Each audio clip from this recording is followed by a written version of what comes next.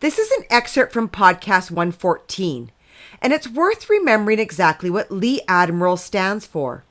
The Plymouth Brethren Christian Church clearly thought it was a good idea to feature Lee and his wife on their latest podcast, titled A Peaceful Path. But let's be clear about what this actually looks like in practice. This is Lee speaking about his own brother, Myles Admiraal, a former member who has spoken about being physically and sexually abused. A peaceful path would suggest conversation, accountability, maybe even reconciliation. But Lee isn't picking up the phone to speak to his brother. Instead, he goes on to a PBCC platform and publicly tears him down. So when you listen to this, ask yourself, does this sound like someone representing a peaceful path?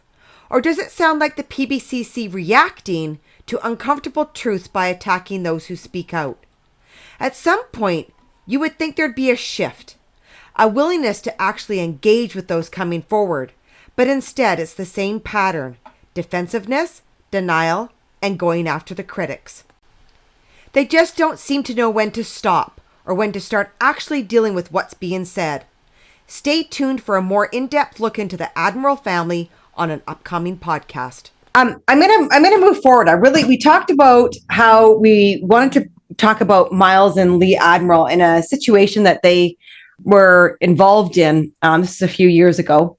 And one of the reasons why I wanted to bring this up was in podcast 112, you heard Matthew. So Matthew was talking about when he was leaving his work and he was questioning them about some things, and they had come right out and called Ben and Craig faggots, which is, again, in this world, that term is just not used anymore. I mean, like, get with the 21st century.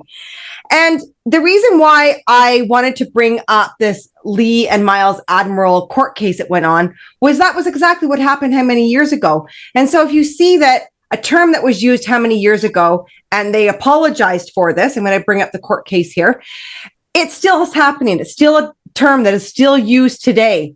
And so it's still not cleaned up. It is a term that is readily used in there. And it is very, very, very derogatory. People just don't use that terminology anymore. So I'm going to share a screen with you. Unless you're gay and you're talking about fellow gays. Yeah. So I am going to attach in the link below, I will attach the full court case records. I'm going to share a slide with you on this. Just kidding. And also on that note, Cheryl, like people, like the brethren still using the same terminology, that's comes as no surprise, as they have not evolved. You know, they don't evolve. They are the same religious group they were 140 years ago. Yes, there are stricter rules. Okay, so this is Lee Admiraal and Myles Admiraal. And yes, these are relatives of Lane's, and he gave us full permission to say whatever we needed to say. So this is Lane's dad and his brother that were involved in this. So Lee Admiraal is a member of the Plymouth Brethren Christian Church in Montreal, Quebec. He was 16 and 17 years old when the attacks took place. And as we know, homophobia is instilled into the PBCC members from a very, very young age. So the following slides have been taken from the court transcript. So the present tense is used at times. So this is the case. So there's two men, Roger and Theo, were two gay men who had lived together as a couple at their residence in Point Claire since 1978. On July 18, 2002, they became the first gay male couple to formalize their union under Quebec civil union law. The incidents involving the victims and the defendant occurred between April and November 2003, when the defendant was 16 and 17 years old. On April 18th, 2003, around 9 p.m., a dark blue pickup truck drove past the victim's residence. One of the passengers threw toilet paper from the truck onto their car and lawn. The couple called the police, filed a report, and gave police a videotape of the incident. The following day, on April 19th, 2003, someone was heard screaming, "Fucking faggots," from the street.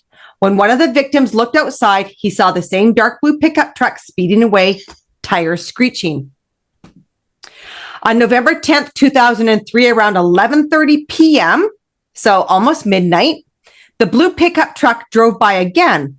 According to the victims, a flare was thrown from the truck and huge flames and fireballs could be seen on the roof, rolling on the lawn and into the street. Although there was no damage to their property, the victims claimed to have been very frightened by the attack, rightfully so.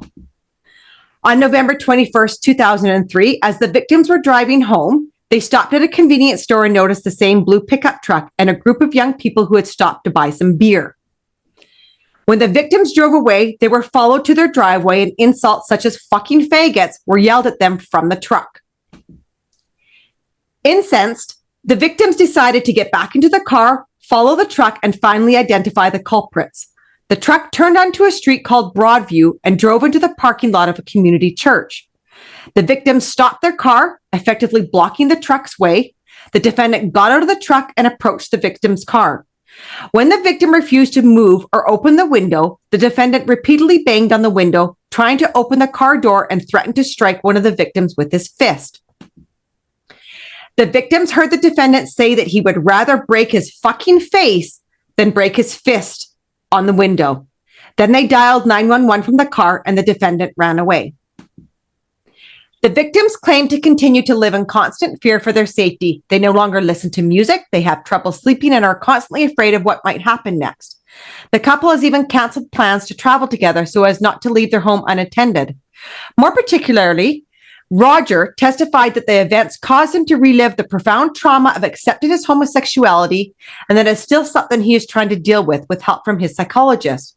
Theo, his partner, added that his once successful artistic career has been destroyed. He is no longer able to paint because of his anxiety. The defendant explained that he had heard of the victims through the local papers and disapproved of their openly homosexual lifestyle, although he had never met them personally. His disapproval of homosexuality stems from his religious beliefs as a member of the Brethren Church, a conservative Christian church that teaches that homosexuality is a sin. The defendant only admitted to calling them fags on one occasion, on April 18, 2003, and he categorically denied ever using the word fucking as alleged by the victims.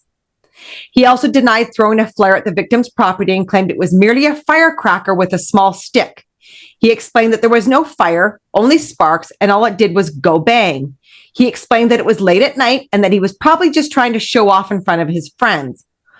With respect to the threats he uttered on November 21st, 2003, he explained that he merely wanted the victims to move their car so he could leave with his truck and that he would never have stricken either victim.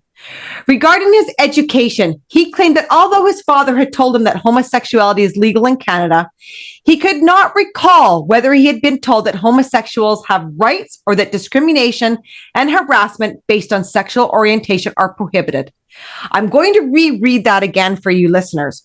Regarding his education, he claimed that although his father had told him that homosexuality is legal in Canada, he could not recall whether he had been told that homosexuals have rights or that discrimination and harassment based on sexual orientation are prohibited. This is an outright omission of the truth. The PBCC are taught from a young age that homosexuality is sinful. The verdict.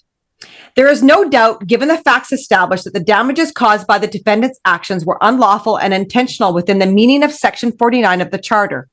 On several occasions, he deliberately humiliated, intimidated, and harassed the victims. Given the gravity of the acts committed and the importance of dissuading others from engaging in similar behavior, yet also considering the defendant's apology and expression of remorse, the tribunal decided the amount of $2,500 to each victim was appropriate for punitive damages and $5,000 to each victim for moral damages. So, this is an issue. It's an issue that was back then. And as we heard from our podcast 112, it still is an issue, right? This teaching is not taught in the school. There's no teaching out there on how to be compassionate or how to be open to having somebody else live around you that has a different lifestyle. And this is what we've been talking all along, right? It's just, it's not accepted. And then you get this kind of behavior. This is one of the things that have always has been a worry of mine as we've brought a lot of these survivors on these podcasts. We're like, how many podcasts in? Over 111 podcasts that we're out here now. And because there has been no compassion given to anybody who has done these podcasts. We know how they're talking inside there. And all it takes is one person that is like this to come and think that they're doing the work for Bruce Hales. And I do think it is a huge issue that they could have on their hands if they don't stop and think about how they are running their church. Or even educate. Yeah. Right? Educate them. And this is an issue, like when Bruce Hales says, do X, Y, Z by whatever means necessary. Yeah. Like your interpretation of whatever means necessary, like there's no limit to that. Like, do you kidnap someone? Do you forcibly prevent them from leaving? Do you take their kids off them? Yeah, we know the Brethren think they're above the law. You know, that's the assembly is the highest court in the land, as they believe. And so it's not necessarily about what someone like Bruce Hales intends when he says do whatever it takes. It's about how extremely that's interpreted by the members.